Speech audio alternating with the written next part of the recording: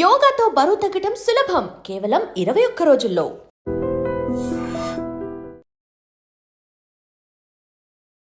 నువ్వు కుటుంబ పాలన చేసినావు, నువ్వు కుట్రలు చేసినావు, ప్రశ్నించే గొంతుల్ని అణిచేసినావు, స్వేచ్ఛ లేకుండా చేసినావు, స్వాతంత్రం లేకుండా చేసినావు, మాట్లాడితే కేసులు పెట్టినావు, ఈ నియంతృత్వ ధర్నా చౌకులో ధర్నాలు లేకుండా చేసినావు, జర్నలిస్టులు ఎవరైనా మాట్లాడితే కేసులు పెట్టినావు.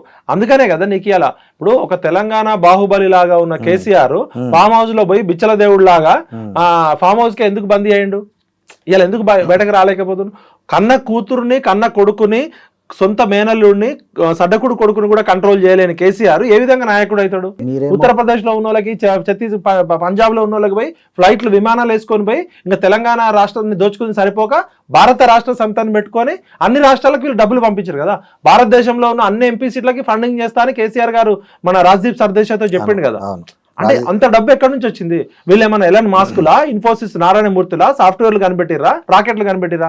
తెలంగాణ ప్రజల్ని పీల్చి పిప్పి పిండి చేసిన కాలకేయ కుటుంబం వీళ్ళందరినీ తిహార్ జైల్లో పెట్టి వీళ్ళ ఆస్తులన్నీ జప్తు చేయాలి. మీరేమో ఇట్లా అంటున్నారు. ఒకవైపు కేసీఆర్ను తెలంగాణ జాతిపిత అని కూడా ఈ మధ్య ఒక కాయిన్ చేశారు ఒక వర్డ్ను.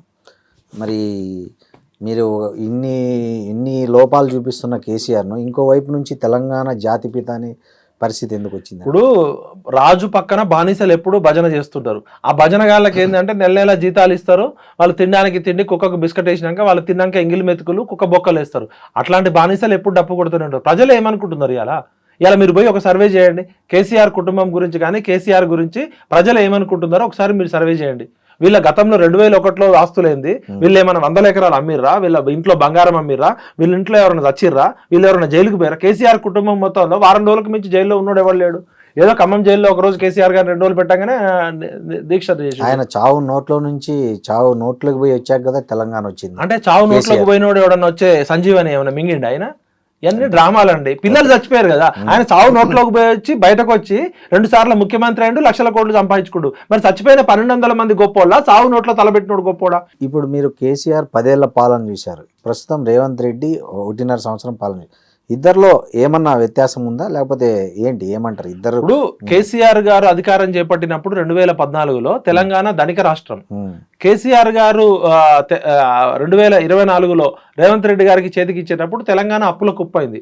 4 లక్షల కోట్లేమో ఎఫ్ఆర్బిఎం పరిధి లోబడి చేసిన అప్పులు, ఎఫ్ఆర్బిఎం పరిధికి మించి 32 కార్పొరేషన్లు పెట్టి ఒక 3 లక్షల కోట్లు చేశారు. అంటే 7 లక్షల కోట్ల అప్పుల కుప్ప చేసి అడుక్కోనే బొచ్చ, మన ఈ జల్లడి ఉంటది కదా, ఆ బొచ్చకు కూడా జల్లడే, దానిలో ఎన్ని నీళ్ళు పోసినా కింద పడిపోతాయి. ఇప్పుడు అంగన్వాడీ గుడ్లకి డబ్బులకి జీతాలు ఇవ్వలేని పరిస్థితి కేసీఆర్ గారు ఆ సెకండ్ టర్మ్ ఎండింగ్ లో. నెల జీతాలకు డబ్బులు లేని పరిస్థితి. అంటే కుక్కలు జింపని విస్తర చేసి అంత ఆగం చేసి కచరా పాలన చేసిండు, అప్పుల కుప్ప చేసిండు అనే రేవంత్ రెడ్డి గారిని ముఖ్యమంత్రి చేశారు. రేవంత్ రెడ్డి గారి పరిస్థితి ఆపరేషన్ సక్సెస్ పేషెంట్ డెడ్ లాగా. ఎంత చేసినా డబ్బులు ఎక్కడ ఉన్నాయి పాపం? ఏ మాటకు ఆ మాట చెప్పాలా? రేవంత్ రెడ్డి కష్టపడుతున్నాడు కానీ ఆయనకి ఏమైతుంది? డబ్బులు లేవు కదా. నాకు అర్థం కాలేదు. ఇప్పుడు కాళేశ్వరం మీద కమిటీ వేశారు, ఆ కమిటీ రిపోర్ట్ ఇచ్చింది. సో ఒక రాష్ట్ర ప్రభుత్వానికి దాని మీద యాక్షన్ తీసుకునే అవకాశం ఉంటుంది. అయినా కూడా రేవంత్ రెడ్డి గారు కాళేశ్వరం మీద సిబిఐకి వెళ్ళడం అంటే, ఒకవైపు మనం చూస్తున్నాం రోజు వాళ్ళ పార్టీ రాహుల్ గాంధీ గారు ప్రతిరోజు మాట్లాడుతున్నారు, సిబిఐ కానీ ఈడీ కానీ ఈసీ కానీ అన్నీ కేంద్రం చేతిలో కీలుబొమ్మలు అని చెప్పి ఆయన ఒకవైపు చెప్తున్న ఈ సందర్భంలో మరి రేవంత్ రెడ్డి కాంగ్రెస్ ముఖ్యమంత్రిగా ఉంటూ ఈ కాళేశ్వరం కేసును సిబిఐకి అప్పగించడం అంటే దాన్ని ఎట్లా అర్థం చేసుకోవాలి? సింపుల్ ఎగ్జాంపుల్ సార్, నేను ఒక జిల్లా ఎస్పీని, మీరు ఒక జిల్లా ఎస్పీ. నేను ఖమ్మం జిల్లా ఎస్పీని, మీరు పక్కనున్న ఆంధ్రప్రదేశ్ లో ఉన్న విజయవాడ ఎస్పీ అనుకుందాం, కృష్ణా జిల్లా ఎస్పీ అనుకుందాం. ఒక పెద్ద దొంగతనం చేసిండు. ప్రపంచంలోనే అతిపెద్ద దొంగతనం జరిగింది, ఏదో గుప్త నిధిలో ఏదో దొంగతనం జరిగింది.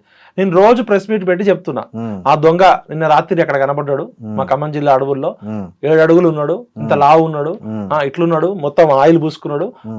ఆ దొంగని మేము పట్టుకున్నాం, కొద్దిసేపట్లో లో పారిపోయాడు, పట్టుకుంటాం, వలయేస్తాం.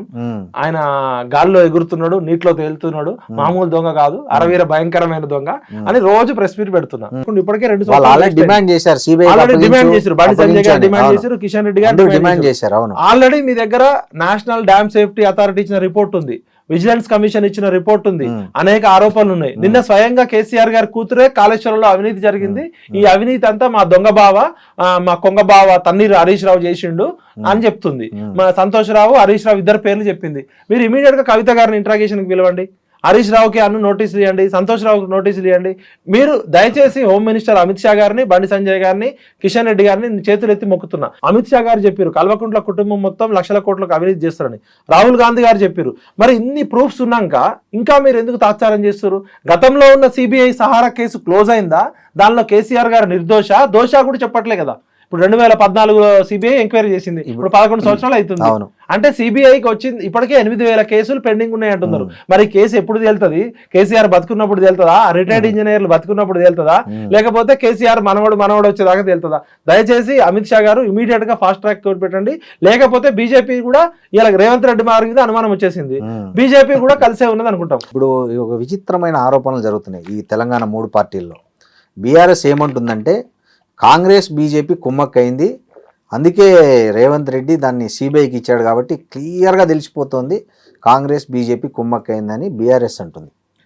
వేరే కాంగ్రెస్ ఏమంటుందంటే బీజేపీ బీ టీం అంటేనే బీఆర్ఎస్, సో వాళ్ళిద్దరూ కుమ్మక్కయ్యారు అనేది కాంగ్రెస్ నాయకులు. అసలు ఈ కన్ఫ్యూజన్ ఉంది బాగా. అంటే సామాన్య ప్రజలకు, తెలంగాణ ప్రజలకు కానీ ఏ ప్రజలకైనా ఎవరితో కుమ్మక్కయ్యారనే దాంట్లో క్లారిటీ కావాలి. మీరు ఒక జర్నలిస్ట్గా, ఒక విశ్లేషకుడిగా, తెలంగాణ రాజకీయాలను అన్నింటినీ బాగా దగ్గరగా చూస్తున్న వ్యక్తిగా ఇవి ఏది కరెక్ట్ అంటారు?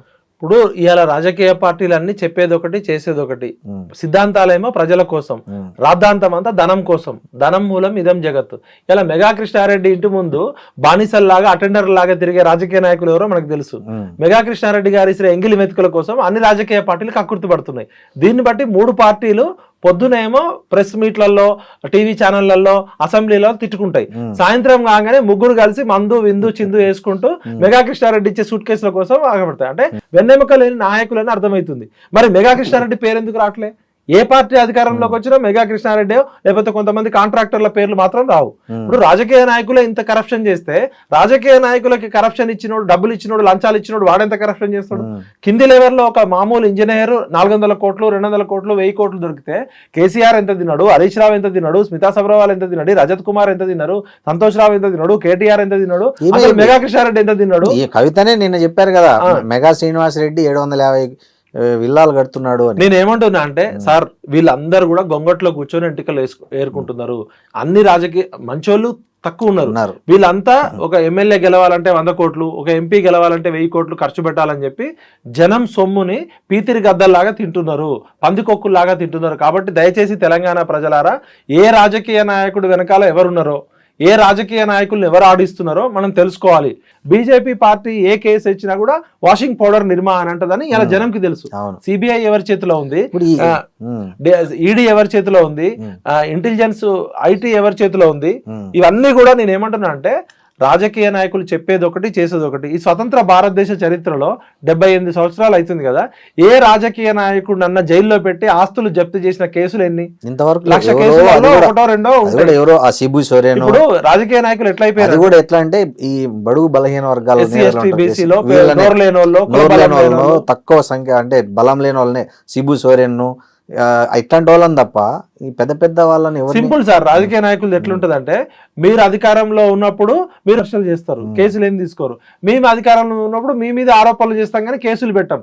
కేసులు పెట్టి బొక్కలో వేసి ఆస్తులు ఫైనల్ ఒకటి చెప్పండి, మీరు బాగా ఉద్యమాల దగ్గర నుంచి, పార్టీ ఆవిర్భావం దగ్గర నుంచి దాంతో బాగా క్లోజ్గా మూవ్ అయిన వ్యక్తి, విద్యార్థి దశ నుంచి, మీకు ఎక్కడ గ్యాప్ వచ్చింది? ఫస్ట్ దాని నుంచి ఎక్కడ మీరు డిఫర్ అయ్యారు వాళ్ళతో?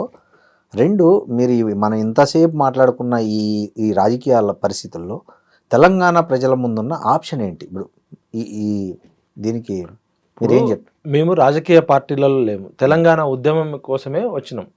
మా నాన్నగారు 69 ఉద్యమంలో ఉన్నారు, మా పెదనాన్నగారు ఉన్నారు, మా బంధువు కొలిశెట్టి రామదాస్ గారు 1968 ఉద్యమం ప్రారంభించింది ఆయన. మాకు వాళ్ళు స్ఫూర్తి. సరే, కేసీఆర్ గారు 2001లో ఆయన ఇచ్చిన స్పీచ్లు కానీ, ఆయన జనాలను ఆకట్టుకున్న విధానం చూసి ఆయనకి సపోర్ట్గా పనిచేసినాం. కానీ ఏ రోజు మేము టీఆర్ఎస్లో లేము. ఆయనకి బయట నుండి మద్దతు పలుకుతూ టీఆర్ఎస్ పార్టీలో ఫస్ట్ జైలుకి వెళ్ళిందే నేను. అసలు ఇంతవరకు 2001 డిసెంబర్ 27 పార్టీ బంద్కు పిలిపిస్తే మాతో పాటు ఒక 15 మంది పిల్లలు వేయలేరు. చెంచల్గూడ, చెల్లపల్లి కేసులు రకరకాలు. కేసులేమో జనాలు, త్యాగాలేమో ప్రజలయ్యి, భోగాలు మాత్రం నాయకులు.